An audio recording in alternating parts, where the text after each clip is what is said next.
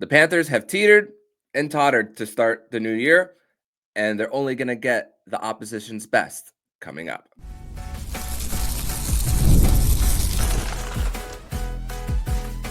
You're Locked On Panthers, your daily podcast on the Florida Panthers. Part of the Locked On Podcast Network, your team every day. And welcome into this Thursday, January 16th edition of the Locked On Florida Panthers podcast, part of the Locked On Podcast Network, where it's your team every day. Thank you for making the Locked On Florida Panthers podcast your first listen of the day. I'm Armando Velez from Hockey News, and you follow me on X and Blue Sky at Monoman12. Follow the show account on X and Instagram at LO_FLA Panthers and on Blue Sky at LOFLA Panthers. And shout out to the everydayers who come back here and get your daily Florida Panthers fix. Today's episode is brought to you by Game Time. Download the Game Time app, create an account, and use code LOCKEDONNHL for $20 off your first purchase. You can do that all on Game Time. So, Panther fans, grateful to be back here once again on the show to discuss everything in the world of the Panthers. And it's a quick 2-game homestand for the Cats right before hitting the road once again for a tough January schedule. And for the Panthers, this is going to be the part of the season where you get the majority of your road games out of the way, your back-to-backs and everything for them. And it's usually this is the part of the year where you're going to see how the legs are going right before the All-Star break. Well, in this case, the Four Nations break for the team. But here to discuss what's coming for the Panthers and everything with what's coming up with the trade deadline as what's available possibly on the D market for the Cats, and to preview tonight's game between the Florida Panthers and the Detroit Red Wings. He is from the 5 Reasons Sports Network, Alex Baumgartner. Alex, welcome back to the show and happy belated birthday, my friend. Thank you very much. Thanks for having me. Absolutely, man. Grateful to have you as always. So I want to just ask you I spoke about after the post game on Tuesday night for the Panthers when they defeated the New Jersey Devils by a final score of 2-1 in the shootout, just about the teeter and the tottering for the Panthers, and just about hasn't been 2 wins in a row in the last in almost a month for the Panthers, but getting to a new year, trying to reset, still trying to keep the focus in for what the season is, and not just having the regular season just not matter. That's not the mindset of the team. That's not the impression that I get for them. But what has been just your overall impressions just about the last 2 weeks to start the new year for the Panthers? Yeah, I mean, there is I thought the New Jersey game was big for Spencer Knight. One of the best games he's played. That's a very boring hockey game when you're watching it up until the end, just because, not a lot of shots, 0-0, a good amount of hits. These two teams really don't like each other, as we've seen in years past. Yeah. I was just, 2 goaltenders making saves and a not very entertaining game for a fan, but a 2-1 win that's a game that you want to pick up on the road. I thought they played very good against Boston. A little bit of the puck luck just didn't go their way. And then there was other games like the Philly game. They were definitely not at their best. They blew a couple goal leads, including 3 unanswered goals given up in the third period to lose the game. I don't like looking at one game and say it's the end all be all. And I've been on this show multiple times. For some reason, during slumps a lot, I'm normally coming on here during a slump. I don't know if you're doing that on purpose. I think I was on here during a 5-game slump last year, and I said, let's hit the brakes or something. Mm-hmm. They're still a point out of first in the Atlantic. Mm-hmm. They're a playoff team. They're going to be a team that's hard to beat in the playoffs. There's certainly some more work to be done. I was a little more confident last year at this point in the season. And I also think there's a little bit of a not cup hangover on the team, but cup hangover for us watching, because we know what they're capable of, and we know what the elite, the best of the best Florida Panthers hockey looks like, and we haven't really seen that consistently this year. We're also going off of us knowing how that game translates in the playoffs when they're winning those 1-goal games. but you could kind of see that they have control of those games. And that's my one thing. It's like, maybe if they didn't win the cup and I didn't see games like that, I would be a little more confident. Like, hey, you know what? Don't worry about it. The losses are losses. An 82-game season. Yeah, I think there's a little bit more digging to get back to that locked in Florida Panthers playoff brand of hockey, but I'm also not losing it. 55 points in 45 games. They're 1 point behind Toronto. You know, I'm not worried about the team. There's little things here and there. I think the defense can structure up a little bit more. You're going to need a little bit more of that top six scoring. Mm-hmm. Bulkfist can only do so much. He's using, by the way. So yeah, there's no like panic button. There's no sense for concern. Immediately, they're still, like I said, 1 point out of first in the Atlantic.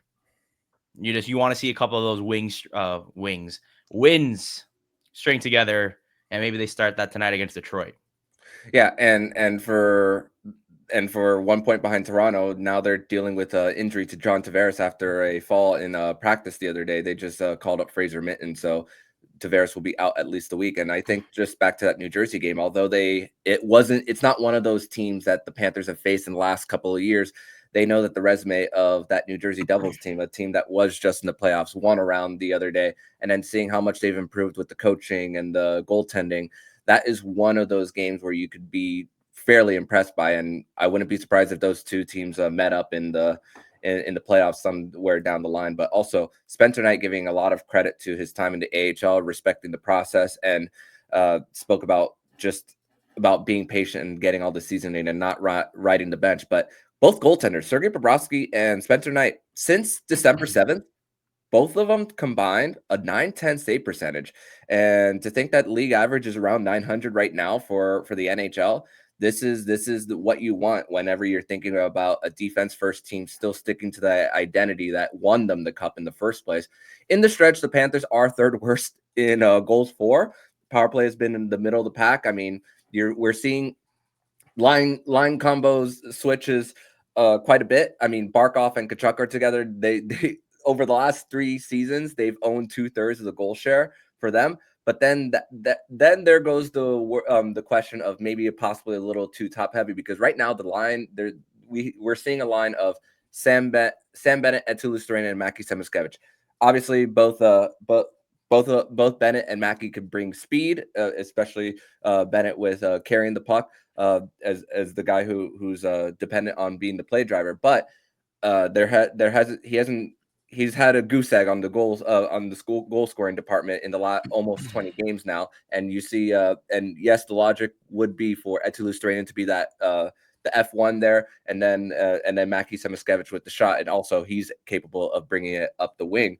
But at the same time, Mackie, well, Matthew is his real name. Mackie Samoskevich is not sheltered on the fourth line, provided 8 hits on the night and against New Jersey Devils.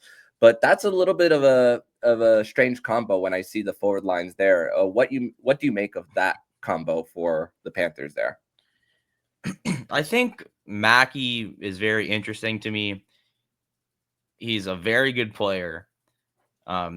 He generates so many chances. His speed is electric. Very good shot. I mean, rookie season, 7 goals, 5 assists. The points aren't going to jump at you. He doesn't play a lot of minutes at even strength when he's playing on the fourth line, but they trust him on the power play, so he'll run power play a lot.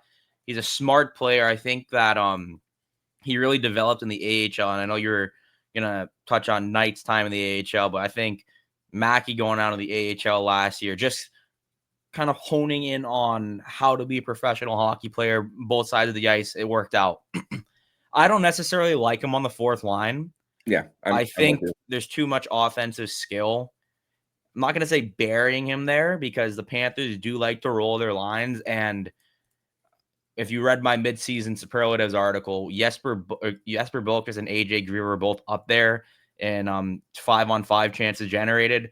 Greer was up higher than Matthew Tkachuk in 5-on-5 chances generated for and high danger scoring chances for, which is kind of ridiculous considering the amount of time he plays compared to Matthew Tkachuk.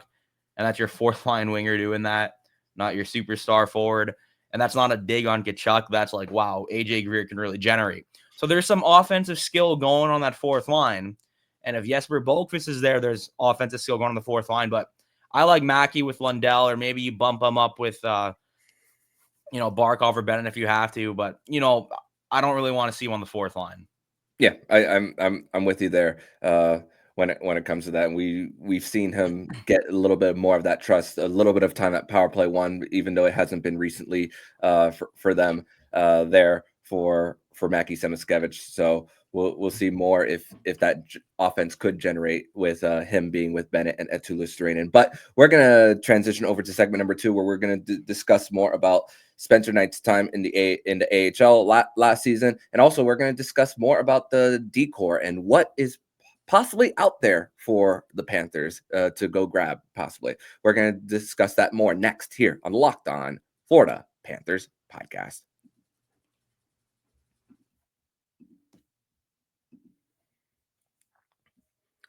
Today's episode is brought to you by Indeed.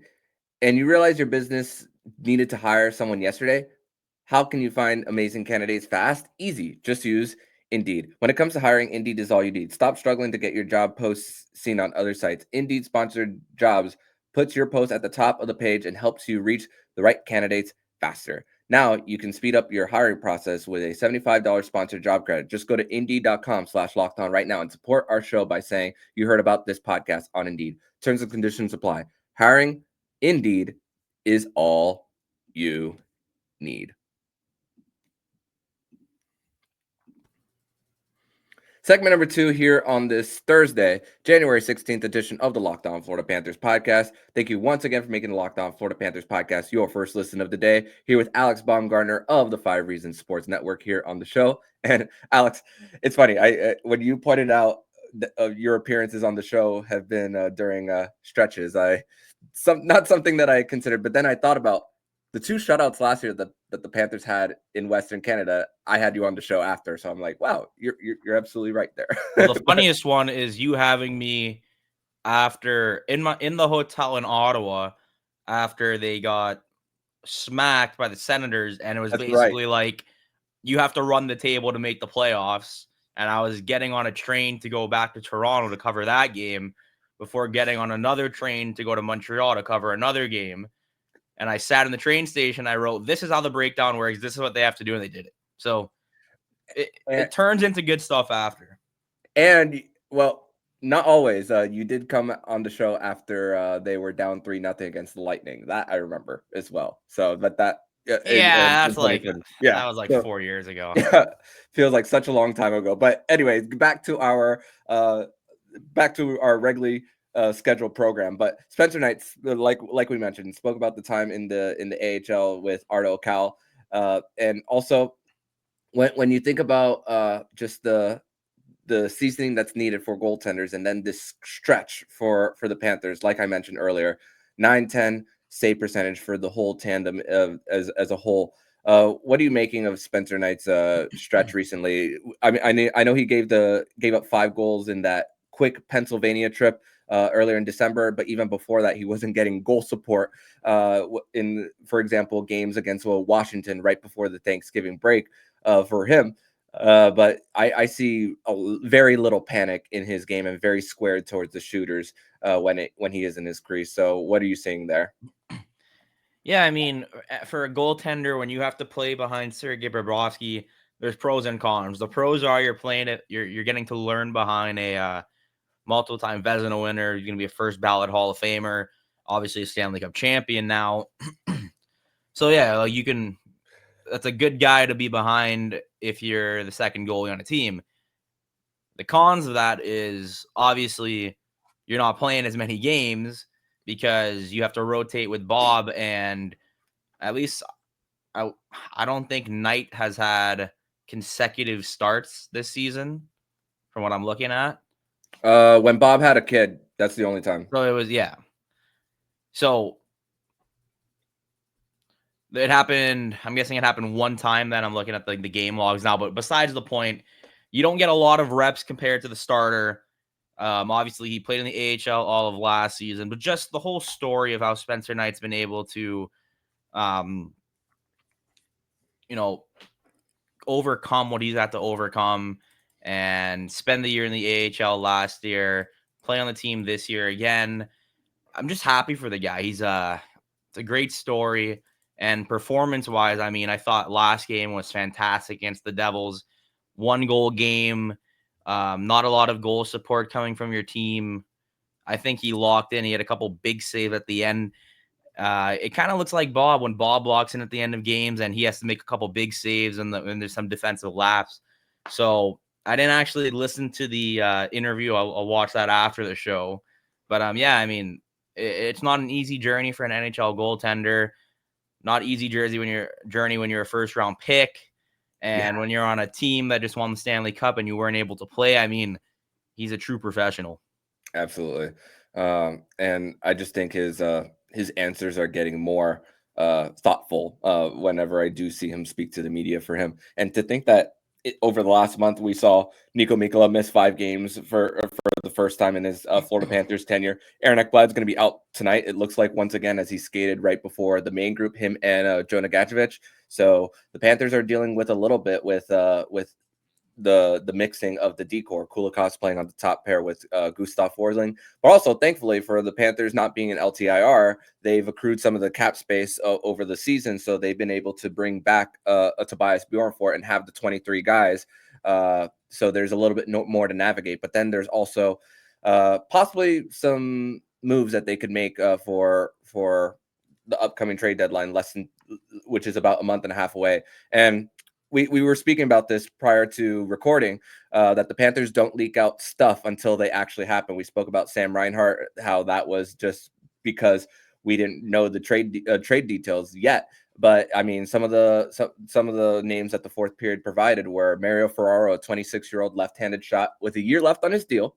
And then another one is Cody Ceci, a right-handed shot, 31 years old, who's going to be a UFA this year. We saw Cody Ceci recently in the Stanley Cup final, but at the same time, he's playing in a Edmonton system that is more of speed game. So there's no guarantee that performance with that system is going to be for Cody Ceci, going to be translatable for him. But at the same time, we've seen the analytics of someone like Brandon Montour not be so well right before coming to the Florida Panthers. So maybe a change in system if the Panthers do end up making a trade for someone like a CC that could work for them. And then also another name that is out there as a free agent, John Klimberg. He was a guy who who signed a 1-year deal with the Ducks after not getting a long-term deal with the Stars, hoping to possibly up his stock.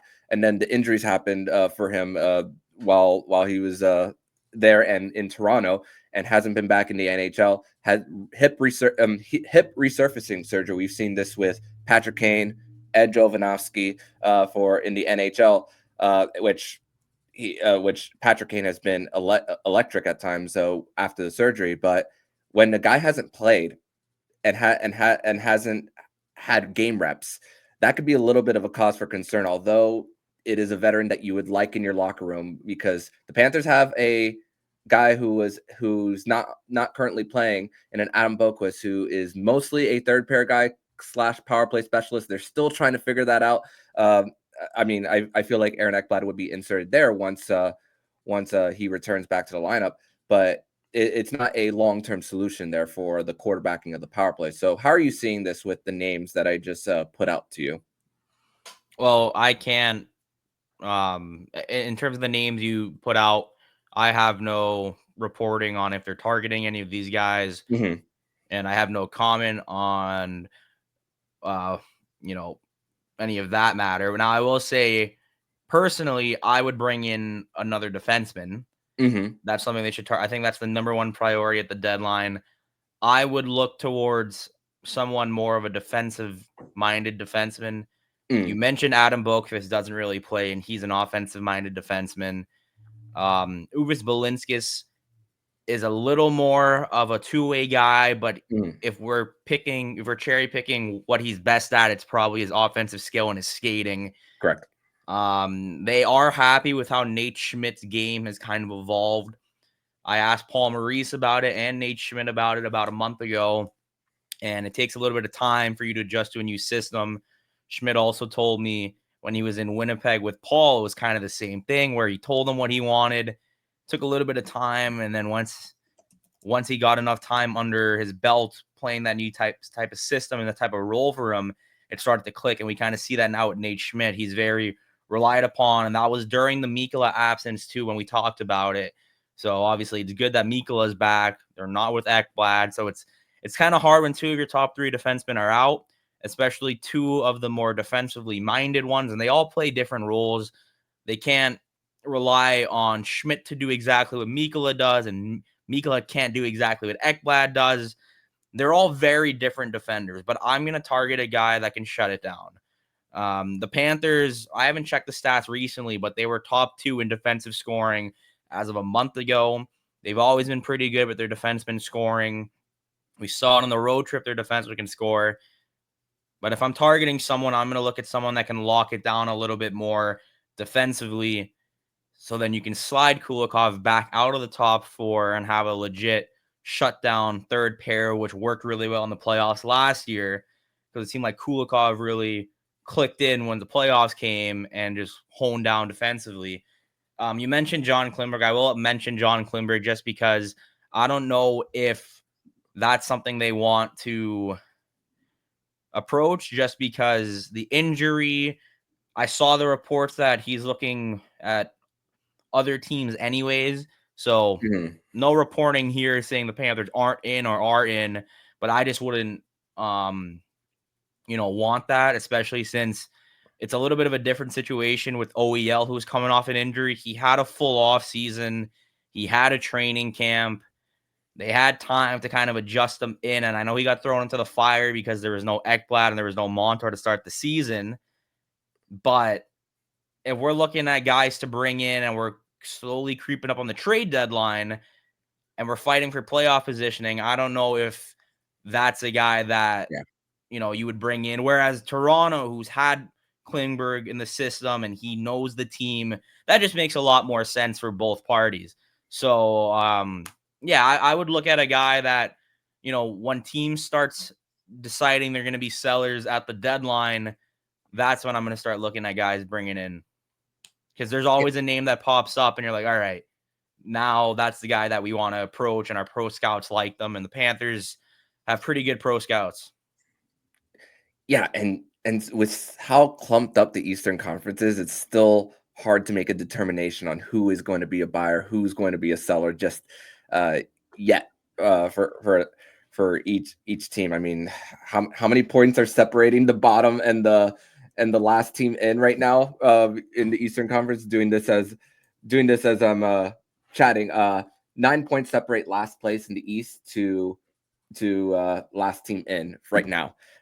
So that's another thing. But we're actually going to continue that conversation based on the state of the Eastern Conference because one of the teams that are in the race for the wild card will be visiting Emirates Bank Arena tonight in the Detroit Red Wings. So in segment number 3, Alex and I will preview tonight's game between the Florida Panthers and the Detroit Red Wings next here on the Locked On Florida Panthers podcast. Today's episode is brought to you by Game Time. And I love going to live events, whether it's sports, music, theater, or comedy. One of my favorite memories was attending a concert last year. The energy and excitement were unforgettable. Now, Game Time has made it easier to get tickets for your favorite events with their new feature, Game Time Picks. This feature filters out the fluff to show you only incredible deals on great seats, so you don't have to waste time searching through thousands of tickets. Take the guesswork out of buying tickets with Game Time. Download the Game Time app, create an account, and use code LOCKEDONNHL for $20 off your first purchase. Terms apply. Again, create an account, redeem code LOCKEDON NHL for $20 off. Download Game Time today. What time is it? Game time.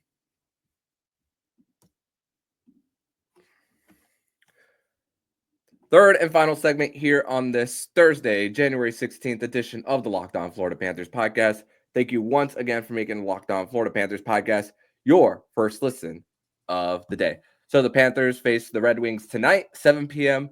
on ESPN. Bob Wischusen, Ryan Callahan, and Emily Kaplan will be on the call for this game. Third time in the last week and a half that the Panthers will have a game called by Bob Wischusen. So also, like we mentioned, Aaron Ekblad skated prior to the group so he will not be playing tonight. Although Sam Reinhart did not skate this morning, he will be good to go, and Sergei Bobrovsky will be in net for the Florida Panthers. So the Detroit Red Wings, the first of 3 matchups between the Cats and the Wings, and a lot of questions came into the offseason about the state of the Yzer plan, trading Jake Wallman for future considerations for them, using that money to extend guys like Lucas Raymond, Moritz Seider at the time.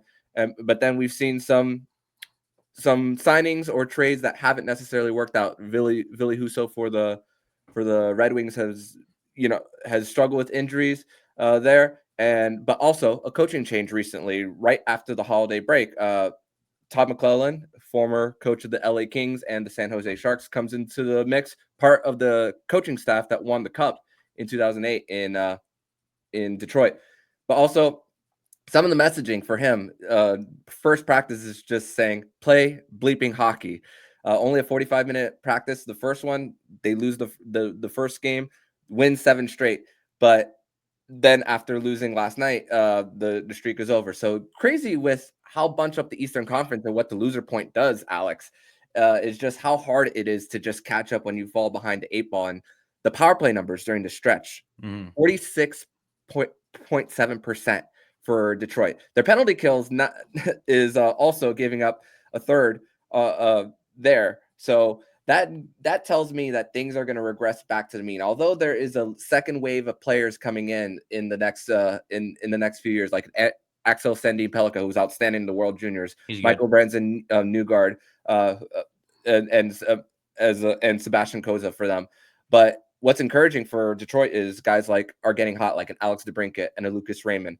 But they are these numbers for Detroit seem a little imploded for them in this current stretch, and it seems like they're getting truly that new coach bump.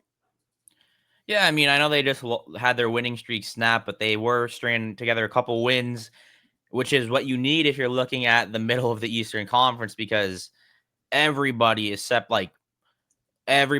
extremely close in the standings. Boston right now is they're in the first wild card spot. Yeah, they're in the first wild card spot, but points percentage, because they played more games than all those teams. I mean, they start sinking lower and lower, and these games specifically in Atlantic and in Eastern Conference games now are going to get even more important, because as we talk about 4-point swings, I mean, these are playoff implicated 4-point swings. I'm going to tell you right now, these wild card spots are going to come down to a point. It's going to come down to a point or two. It's going to come down to one game.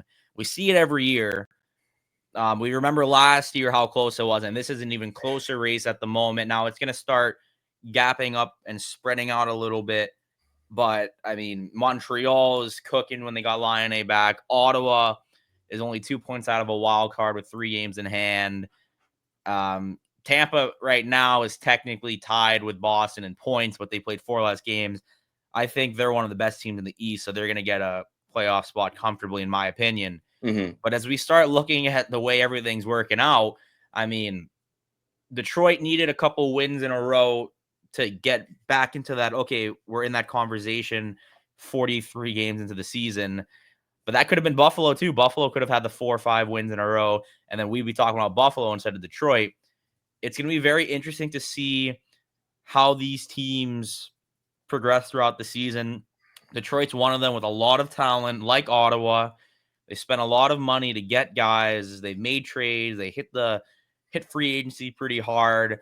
They've been sniffing for playoffs for a while. And I mean, it's like, are the Red Wings going to make it? Are the Senators going to make it? Is Boston going to slip out? I mean, there's a lot of games left to be played, but it's getting very interesting, not just in the Atlantic, but in the East overall. Because we'd even talk about, Columbus hitting a wild card spot right now. Best story in the league. Yeah, I love it. Pittsburgh, Philly. I think the Metro top 3 is going to sit fairly consistent. I think the Atlantic top 3 is how it's going to look at the end of it. But man, these wild cards, it's gonna start heating up. So you're gonna start seeing some hungrier teams as we hit, game 60 or 65 of the season. Yeah, and most of those games against the wild card teams won't really come until late March for the Panthers. And there's a stretch in March where the Panthers are going to go on 6 straight games on the road, and it's not going to be out west. It's all going to be on the Eastern time zone, and with maybe like a 3-day gap in between Columbus and another city. I don't know the exact order on the top of my head, but still, for what's going on in the East, like I said, Columbus being the best story in the NHL. Zach Werenski, is he going to win the Norris? Maybe? Question mark. Ottawa, with even though what they're navigating in goal with no Linus Ullmark, but Levi Merilainen has been outstanding for what he's been doing, and then Montreal just. We saw Jakub Dobeš just a few weeks ago in his debut against the Panthers, and just how many great stories are going on around the Eastern Conference. And then you see a team falling like a Pittsburgh Penguins that just put Tristan Jarry on waivers, and that was one of the first moves that Kyle Dubas made when he got hired as the GM. But like I said, 7 wins in a row for Detroit, and you still don't crack the inside of that of the last teams in. I know there's 30 games left, but it just goes to show how much of a poor start one could how much of the 8 ball it could fall behind for each team here. But Detroit, I looked at Tankathon just now. They have the toughest strength of schedule remaining in the entire league. For those wondering, Panthers have the 3rd easiest schedule remaining. And to think that Panthers are 1 point behind while having the easiest strength of schedule, it's a good spot for the Panthers to be in. And still, it might for these Detroit Red Wings maybe fall a point or two short. I mean, we saw like you mentioned last year. I remember the Flyers needed a regulation win, and it was tied. They pulled the extra attacker, but it ended up not working out for them. Not getting that insurance goal in regulation. So it's crazy what scenarios happen throughout the last few games of the season here. But gonna be a fun one here tonight, and to see just the desperation level. Also, Vladimir Tarasenko will be making his return to Amerant Bank Arena for the first time since winning the Stanley Cup. Just a fun guy to cover, even though he struggled in between the second and third rounds. Did get a really clutch goal in Game 6 against the Rangers that ended up being the GWG. So still a lot of memories for Vladimir Tarasenko here in his short time winning his 2nd Stanley Cup. A guy who loves Western Florida. I spoke about that during his media availability. So great to see Vladdy making his return back. I also love Western Florida. Yeah. Yeah. Great place. Very quiet. They're very close to the arena. So yeah, that's another. So grateful to see Vladimir Tarasenko coming back and see him get a little bit of a welcome on the Jumbotron tonight from Amerant Bank Arena. But Alex, I want to thank you so much for joining me on this edition of the Locked On Florida Panthers podcast. Appreciate you as always for coming on. Tell everybody where they can follow you online, my friend. Yeah, A Baumgartner 91 over there on Twitter. And Armando, stop having me on when the Panthers are in slumps. This is not a slump. I will say this, but we're like 75% just get Alex on when there's a slump. So we'll see how this one goes. They're not in a slump right now, but stop bringing me on during slumps. Okay, we're gonna write notes. If the Panthers go on a 3-game winning streak, get you back. All right. Yeah, that's when the slump starts. Oh no, we'll just jinx it then. But we'll see. We'll see you again very soon on the show. Thank you, my friend. And if you like what you're hearing, please subscribe to the podcast to be notified every single time the Locked On Florida Panthers podcast jumps into your podcast feed. Don't forget to also subscribe to the other shows on the Locked On NHL Network, including Locked On NHL, Locked On Fantasy Hockey, Flip Livingstone and Stu Roden, and Locked On NHL Prospects. Thank you once again for making the Locked On Florida Panthers podcast your first listen of the day. So I'm Armando Velez with Alex Baumgartner, and you've been listening to Locked On Florida Panthers podcast, part of the Locked On Podcast Network, where it's your team every day.